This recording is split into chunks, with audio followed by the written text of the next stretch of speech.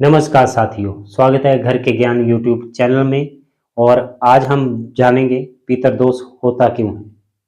अगर आपकी भी कुंडली में पितरदोष है या परिवार में पितरदोष है तो सरल उपाय लेकर आप सभी के बीच पहुंचा हूं। इनको ध्यान से सुनिएगा और ध्यान से वीडियो को देखिएगा, इससे आप आसानी से समझ पाएंगे। तो पहले पितरदोष की बात करते हैं। पितरदोष आखिरकार होता क्यों है, कौन से इसके लक्षण हैं।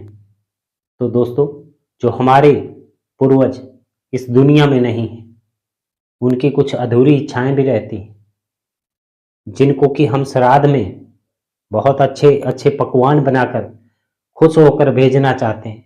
कुछ कमियों की वजह से, अधूरी कमियों की वजह से वो हमसे निराश होकर चले जाते हैं, जिसकी वजह से भी पितरदोष होता है और उनकी आत्मा को शांति ना मिले। उनकी मन में कुछ अधूरी इच्छाएं हैं जिनको हम पूरी नहीं कर पा रहे हैं, इस वजह से भी पितरदोष होता है। और कौन कौन से संकेत करते हैं वो हमें, ताकि हम उनको याद कर सकें। पॉइंट नंबर 1, संतान प्राप्ति ना हो पाना। कुछ परिवार दोस्तों आज भी ऐसे हैं जिनमें संतान प्राप्ति आज भी नहीं हो पा रही है, तो ये भी पितरदोष का बहुत बेहद ही कारण माना गया है। और परिवार में बार बार किसी का बीमार होना, ये भी एक पितरदोष से ही जोड़ा गया है। और बार बार परिवार में क्लेश होना, लड़ाई झगड़े होना बिना वजह की, और परिवार का माहौल खराब होना, हर कामों में बाधा बनना, और सपनों में मृत परिजन दिखाई देना, तो ये भी पितरदोष के संकेत हैं। और सबसे पहले हम ये जानेंगे कि कौन सा पितर हमसे नाराज है, ताकि हम विधि विधान पूर्वक उनका पिंडदान या उनकी आत्मा की शांति के लिए कोई पाठ या दान पुण्य कर सकें, ताकि उनकी आत्मा को शांति मिल सके। दोस्तों, हमारी जिंदगी में पितरों का बहुत बड़ा योगदान होता है। हम और आप अच्छी खासी जिंदगी जी रहे हैं, ये सब उनका ही आशीर्वाद है। वो भी चाहते हैं कि हमारा कुल जो है बड़ी सुख शांति से जीवन व्यतीत करे और सुख शांति से उनका कुल आगे बढ़ता रहे, यही वो चाहते हैं।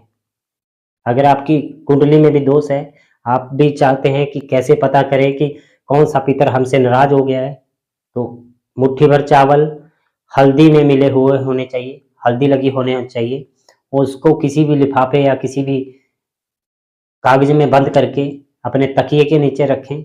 ये बहुत ही कारगर उपाय माना गया है। कौन से पितर को कैसे पहचाना है, इसका तरीका बता रहा हूँ। हल्दी मिले हुए चावल, मुट्ठी भर चावल होने चाहिए, किसी भी लिफाफे या चीज में डालें और अपने तकिए के नीचे रख दें। ये कोई डरावना उपाय नहीं है। इससे हमें ये पता चलेगा कि कौन सा हमारा पूर्वज, जो उनकी ये अधूरी इच्छा है हम पूरी नहीं कर पा रहे हैं, ताकि हमें पता लग सके।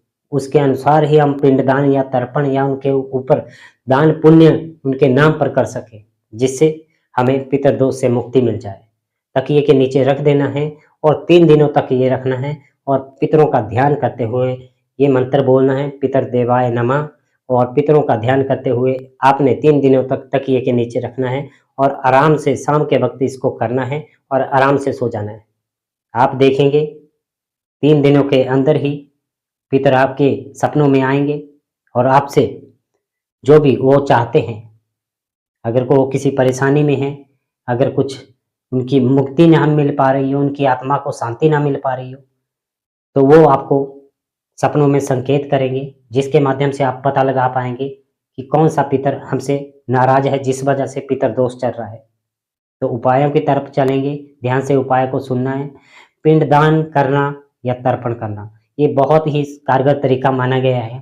पिहोवा यात्रा के लिए सभी जाते हैं, और श्राद्ध में अगर हो सके तो पितरपक्ष जब होता है, श्राद्ध हम पितरों के लिए करते हैं, उसमें ये बहुत ही कारगर तरीका माना गया है। अगर हम श्राद्ध में ये करते हैं, तब वो पितर हमारे घर आए हुए होते हैं, तो वो बहुत प्रसन्न हमसे होकर जाते हैं।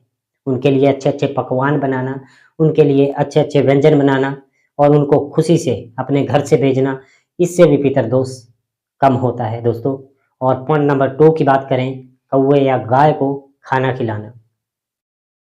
कौवे यानी पितरों के दूत माना गया है पितरों का, कि कौवे के माध्यम से वो हमारे सामने संकेत करते हैं ताकि हम उनके लिए कुछ न कुछ करें।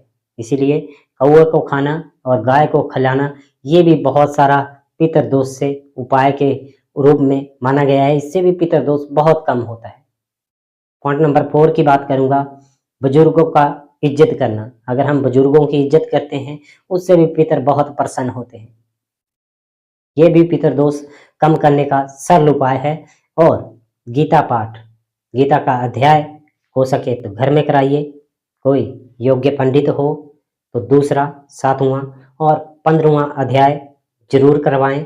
इससे पितरों को शांति मिलती है, मुक्ति मिलती है और पितर बहुत प्रसन्न होते हैं। और दान पुण्य करना, किसी जरूरतमंद को कुछ खाना देना या वस्त्र आदि देना, दान पुण्य अगर हम पितरों के नाम पर करते हैं इससे पितर हमारे खुश होते हैं। ये बहुत ही कारगर तरीके आप सभी के बीच रखे। और अंतिम संदेश, तो दोस्तों आज के टॉपिक में इतना ही। फिर मिलूंगा किसी नई ज्ञानवर्धक वीडियो के साथ। तब तक के लिए अपना ध्यान रखिए और अपनों के साथ खुश रहिए। और इन सरल उपायों को करके पितरदोष से आप निजात पा सकते हैं। और समय समय पर पितरों को याद करना हमारा दायित्व बनता है, क्योंकि वो हमारे कुल से जुड़े होते हैं। इसीलिए इन चीज़ों का ध्यान रखें और अपने जीवन को मंगलमय बनाएं। धन्यवाद।